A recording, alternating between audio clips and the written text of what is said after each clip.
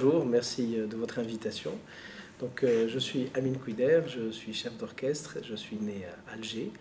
J'ai fait, mon parcours se résume en deux périodes essentielles. La première en Algérie, où j'ai fait mes études donc, de musique au Conservatoire d'Alger, des études de violon, de piano, et puis après, un peu plus tard, de direction d'orchestre. Parallèlement à mes études musicales, j'ai fait une licence en musicologie à l'École normale supérieure de Kouba à Alger. Et puis après, donc une deuxième période, et c'est la période française où donc j'ai fait des études de violon et direction d'orchestre et au Conservatoire de Marseille, et puis après au Conservatoire de Paris. Voilà. Et vous avez aussi une dimension internationale. Oui, bien entendu, dans nos métiers, le perfectionnement est un élément très très important. Donc après donc, ces études poussées dans les conservatoires cités, j'ai commencé à faire des stages, notamment avec des maîtres prestigieux à Saint-Pétersbourg, tel un grand maître qui s'appelle Elia Mouzine, ou bien M. Rosenthal ici à Paris. Et puis après, je me suis rendu au conservatoire de Copenhague pour continuer à faire mon travail. Pourquoi l'Orchestre symphonique Algérie-France ? Vous savez, avant d'arriver donc à la création de cet orchestre, mon parcours m'a permis de rencontrer beaucoup de musiciens. Mon parcours m'a permis aussi de travailler avec beaucoup de musiques différentes, donc de toucher à des répertoires très différents.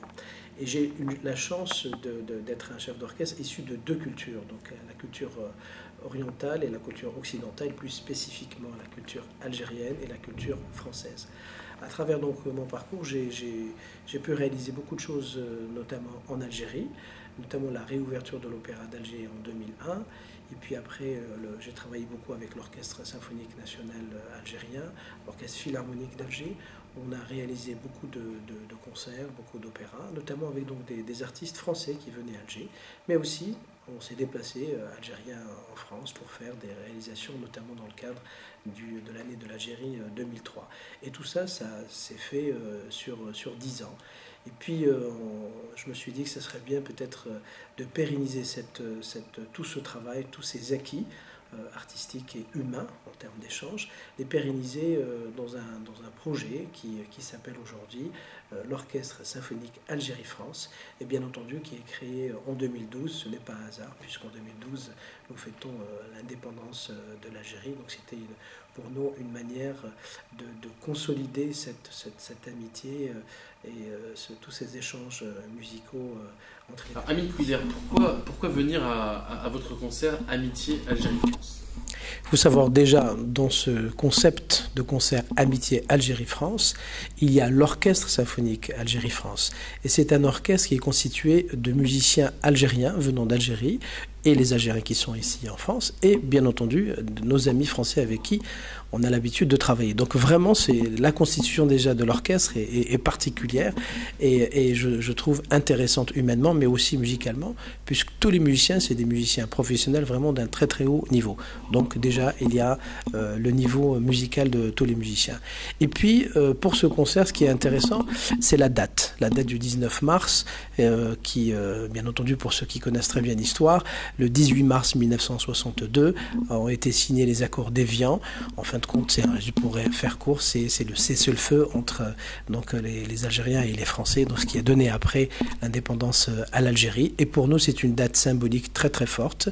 Et cette date, pour nous, on veut la diriger vers une amitié, c'est-à-dire on célèbre l'amitié entre les deux peuples et on voit vers l'avenir, donc les acquis qu'il y a eu déjà sur ces 50 dernières années, et surtout s'ouvrir sur l'amitié et la fraternité pour l'avenir.